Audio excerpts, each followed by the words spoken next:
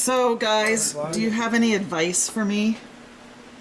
For what? For my trip? Drive safe. Drive safe. Like on the road. Don't drive like you guys. Send it. So what are you checking here?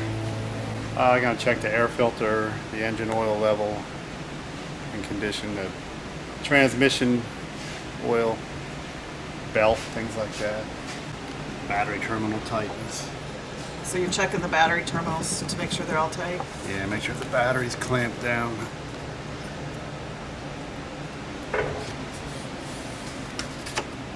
What's that? That's the power steering fluid. It's dirty on the side of the bottle, so I can't really see the line.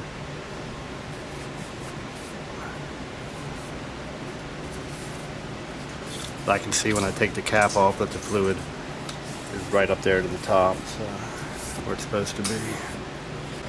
And that's the coolant? Yep, and you're low on coolant. I think your bottle's empty. Uh-oh. Do we have a leak again? Very, very small amount in the bottom. I'll take a look. And this is the washer fluid? Yep. And you're about roughly half full on that. And what's that? Brake fluid. Okay. And that's good? You're in between the minimum and max. Actually right up here in the front. So. That's where it's supposed to go up to the top then? Yeah. If you overfill it, it just leaks out and makes a mess. But if your brake pads are worn down and you put fluid too much in and you go to push the piston of the calipers back in, then it can leak up over the top. And it just makes a mess. You can eat the paint and stuff like that. Yeah, see, I think it looks pink. I think it looks purple. Yeah. It looks pink. It's Barney purple. Get a good look at the belt, and then I was going to try to see the thermostat housing here to make sure there's nothing leaking. I'll take another look from underneath. It's just in an area that's kind of difficult to see. I'm going to be pulling this off anyway to check the air filter. I'll be able to get a better look. I wanted to see the bleeder, and it looks like it's dry up top. It's kind of hard to open and close them sometimes. So I'm at like 64% oil life, so I'll have to change it out there. And Neil probably will be able to help me. He can teach me how to change my own oil. This is an easy one to do. This is easy to do.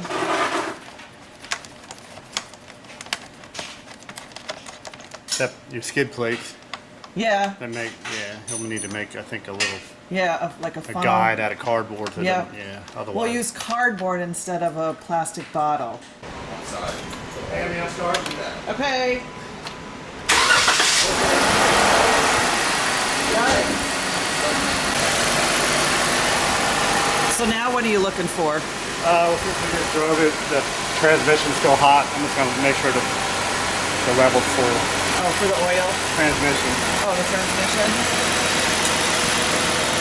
Supposed to check it in neutral, engine idling. After it's hot. I didn't know that. Yeah, it tells you on the dipstick. Oh, check it while it's... Yeah. It says idle in neutral. The third brake light works. Yeah, both brake lights work. Reverse light? The reverse lights work. How about your license plate tag light? Yep. Both tail lights? Yep. They're there. Perfect. All lights work.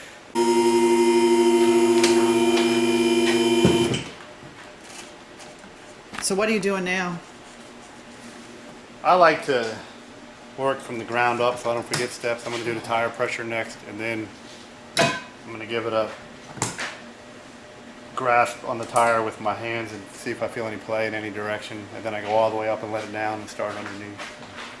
I just always like to give it a firm, 12 to 6, 9 to 3, see if I feel any type of play anywhere. And if you did feel a play, what is that? What would that mean?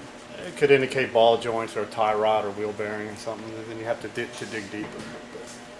But I don't feel any play by doing that. Perfect.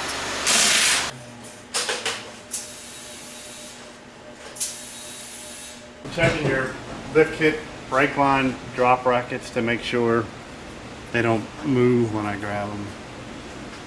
While they're at eye level, yeah, they're tight. I make sure that they're not rubbing on anything, your sway bar or your Right. shock. Now, when you checking the ball joints? Yes, I always like to feel the U-joints in 3 or 4 spots in the axles to see if they have any play. We just put a, medium-sized pry bar between the axle shaft and the axle housing, and just give it a little push. And sometimes we can see movement up and down where the knuckle moves up and down the ball joint, you'll see play. The way the factory designs it, they're allowed to have there's a spec, there's a certain amount of movement, but typically when you lift these Jeeps and they have like 15 or 20,000 miles on them, they're pretty much at or above the spec they're supposed to be at a lot of times. But they're good now? Yeah, yours don't. I don't feel any play at all. So do you just pull things to see if they're loose? Yeah, I just like putting my hand, like whenever I see a jam nut, a lot of times, I'd give it a twist, they'll start spinning. So they're the first thing to come loose. Right. They said my upper control arm, they had to tighten that. And that's just from wear, right? Yeah, well, every time after you go off-roading, it would be a good idea to check all your suspension bolts in your jam nuts. With a wrench. Right. Yeah. Oh, see? You want to bring the camera in here. I got a loose jam nut right here. Okay. So since we have a loose jam nut, I will get a wrench and check them all. Can I? Oh, yeah. How can you tell? Remember I told you I twist it with my fingers? Right. Oh wow, that's super loose. Yep. Okay, so now I know what to check when I go off-roading. Those. What were the other ones where you... There was a jam nut here on your front track bar and your other upper, but I'm just going to go ahead and check them all. Okay. They can be difficult to get a wrench on. I do feel like I'm getting a bite on it. Let's see.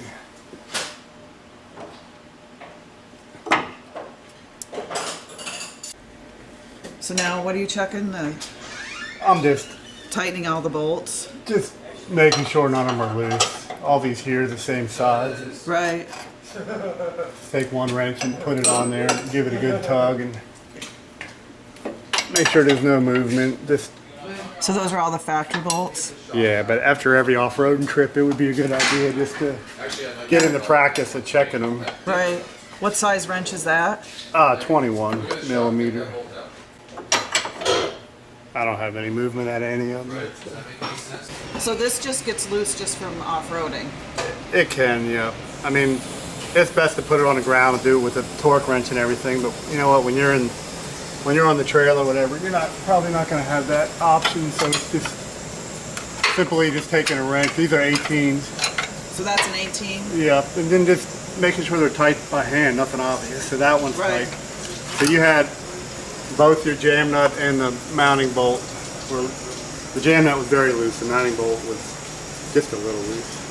So this is something I should be doing every time after I go off-roading? I would if you're going rock crawling, where your suspension's articulated.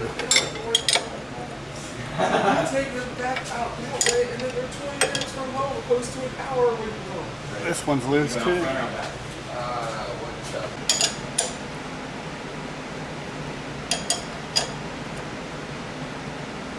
One last check of my Jeep. I'm here at Adrenaline Off-Road, and Jeff is meticulously going over my Jeep bolt by bolt, making sure everything's tightened and ready to go. My fluids are filled and there's no issues. So far, just a few loose bolts, and we're still going over it, and we'll see what happens. So The boot is torn. The boot is torn, yeah. So basically, it'd be a good idea just to keep putting grease in it to push out, you know, mud and water and stuff. Okay. Whenever you drive through it. Okay. Sort of like any drive shaft or anything like that, so. Now, do I just get the new boot, or do I have to get the whole new piece? That we'd have to find out from Yeti. Okay. I'm not sure. I don't even know if we can even grease that easily without taking things apart.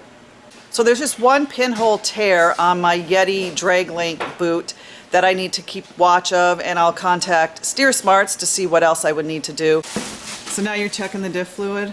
I'm gonna check both differentials in the transfer case, just make sure they look clean and full, even though you just had them worked on. This is kind of guesswork here too. They probably pumped whatever the capacity was in there, but this cover holds more oil than a factory cover.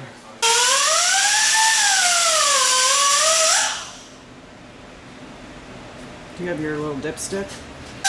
This one's got to be higher. This one we need, because the oil goes out here, lubricates the bearings. Right.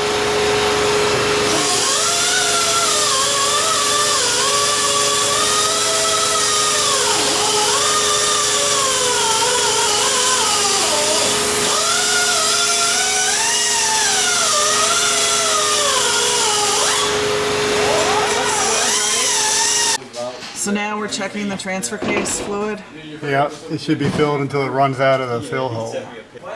So hopefully it starts dripping out. It's real close to the top.